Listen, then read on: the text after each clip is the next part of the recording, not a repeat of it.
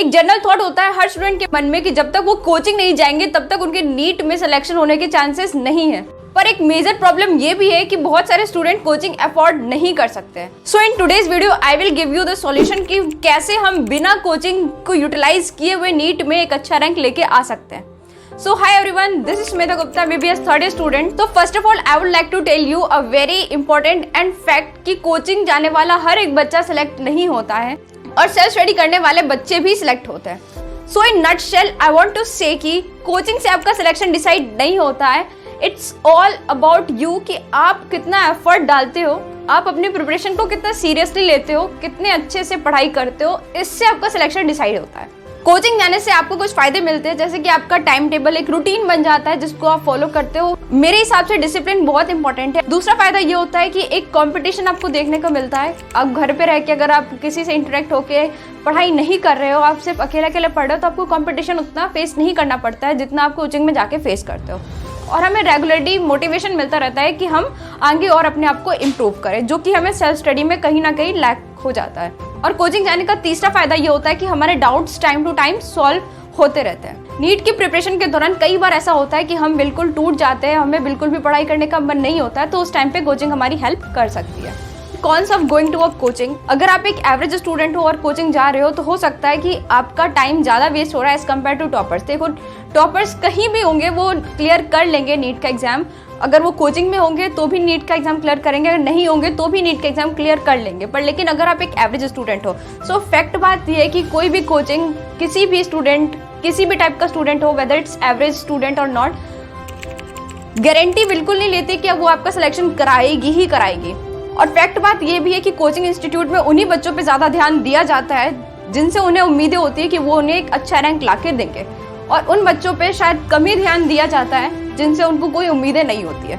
पर अगर आप ये सोच के कोचिंग ज्वाइन करते हो कि आपको बहुत अच्छे से पढ़ाएंगे, हर डाउट आपके टाइम टू टाइम क्लियर करेंगे, तो हो सकता है कि कहीं ना कहीं आप मिस्टेक करो और इसी वजह से आप काफ़ी डिमोटिवेट भी हो सकते हो। जिस वे में वो टॉपर्स को हाईलाइट करते हैं वो वे कहीं ना कहीं आपको अंदर से कहीं ना कहीं आपको एक इन्फीरियर फील कराएगी, आपको डिमोटिवेट करेगी, आपको कॉन्फिडेंस डाउन कराएगी।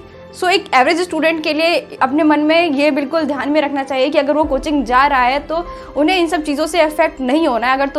अगर तुम फर्स्ट टाइम कोचिंग ज्वाइन करने वाले हो, सो प्लीज़ बी केयरफुल, इन सारी चीज़ों से खुद को डिमोटिवेट मत करना, क्योंकि डेफिनेटली मैं भी कोचिंग जा चुकी हूँ, मुझे पता है कि वहाँ सिर्फ टॉपर्स पे ही ध्यान देते हैं, एक एवरेज स्टूडेंट पे शायद बहुत कम ही ध्यान देते हैं। और ये बात सिर्फ मैं नहीं कह रही हूँ, कोचिंग जाने वाले मोस्ट ऑफ द स्टूडेंट्स ऐसा कहते हैं कि सिर्फ जो 10% जो स्टूडेंट हैं जो कोचिंग जाते हैं वो एक्चुअली नीट क्लियर करके एक मेडिकल कॉलेज में जाएंगे। बाकी जितने भी स्टूडेंट हैं they are just paying fees only और कुछ नहीं हो रहा है उनके साथ। जितने भी बड़े कोचिंग इंस्टीट्यूट के जो स्टडी पैकेजेस होते हैं, जो मटेरियल वो प्रोवाइड करते हैं, उसमें अननेसेसरी कंटेंट भी बहुत ज़्यादा होता है। लाइक बायोलॉजी में बहुत सारे अननेसेसरी चीज़ें पढ़ाते हैं जिससे पढ़ने में बच्चों का टाइम वेस्ट भी होता है। पर लेकिन अगर आप सेल्फ स्टडी करो तो उस टाइम वेस्ट को आप बचा सकते हो।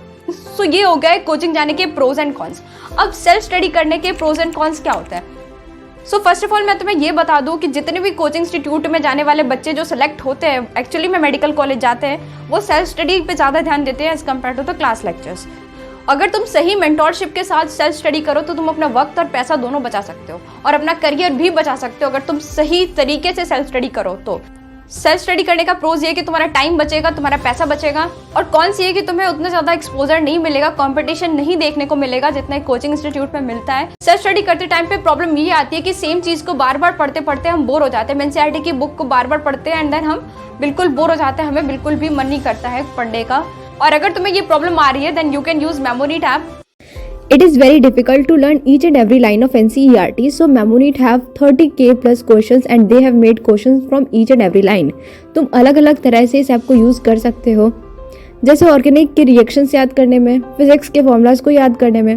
Conventionally we used to write all such things on a paper and learn all day, but Memoneat created jumbled world, match the column and flashcards, जिससे तुम्हें काफ़ी हेल्प मिलेगी।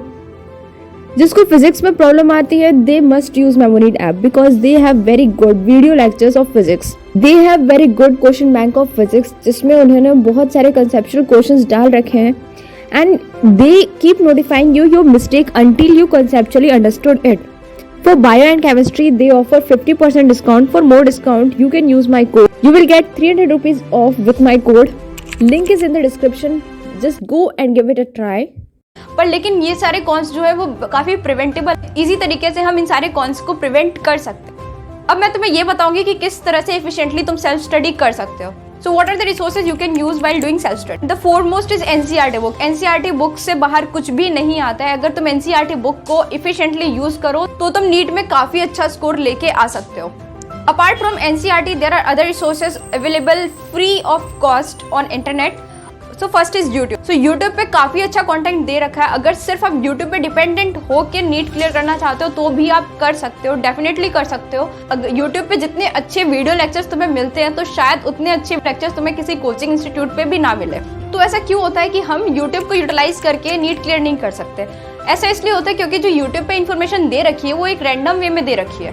ठीक है, जब स्टूडेंट कोई यूट्यूब पे आता है पढ़ने के लिए तो जब भी वो कोई टॉपिक सर्च करता है तो उसके पास बहुत सारे लिस्ट आ जाते हैं और वो कहीं ना कहीं एंड अप की वो 3-4 वीडियो देख लेगा और उसे समझ में कुछ नहीं आएगा और एट लास्ट उसका टाइम वेस्ट होगा और उससे कोई भी नेट गेन नहीं होगा। तो मैं तुम्हें ये बता दूं कि एक रिलायबल सोर्स से स्टिक हो जाए। यूट्यूब पे कुछ ऐसे चैनल्स हैं जहाँ पे फ्री ऑफ कॉस्ट बहुत सारे अच्छे वीडियोज डले हुए नीट की प्रिपरेशन के लिए, एक सिस्टमेटिक फॉर्मेट में भी वहाँ पे वीडियोस तुम्हें मिल जाएंगे, like Biomentors online, Vedantu, physics वाला, अनअकैडमी।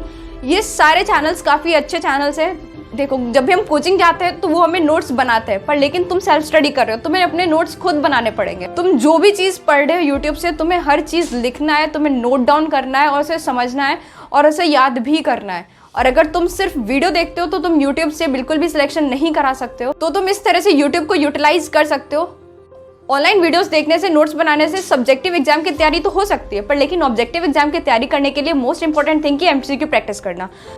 अगर तुम किसी बढ़िया सोर्स से बहुत सारे एमसीक्यू सॉल्व करोगे और time to time doubt clear करते रहोगे तो तुम्हारे नीट में सिलेक्शन कोई नहीं रोक सकता है। सबसे बेस्ट तरीका यही होता है, तुम कोई लेक्चर लो, रिवाइज करो, नोट्स बनाओ एंड देन क्वेश्चन प्रैक्टिस करो। जितने भी तुम्हें डाउट्स आ रहे हैं उसको सॉल्व करो और रिवाइज करते रहो टाइम टू टाइम।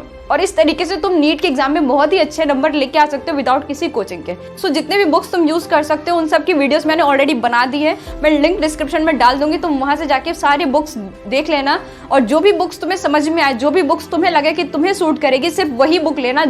रैंडम बहुत सारी किताबें इकट्ठा करने से तुम्हारा सिलेक्शन नहीं होगा। 10 किताब को एक बार पढ़ने से अच्छा है तुम एक किताब को 10 बार पढ़ो, तो तुम्हें ज्यादा फायदा मिलेगा नीट के एग्जाम को क्लियर करने में। अगर तुम इजिली डिस्ट्रैक्ट होने वालों में से नहीं हो तो यूट्यूब डेफिनेटली एक अच्छा प्लेटफॉर्म है तुम्हारे लिए। अगर तुम इजिली डिस्ट्रैक्ट हो जाते हो तो डेफिनेटली यूट्यूब तुम्हारे लिए एक अच्छा प्लेटफॉर्म नहीं है, क्योंकि यूट्यूब पे बहुत डिस्ट्रैक्शंस भी हैं।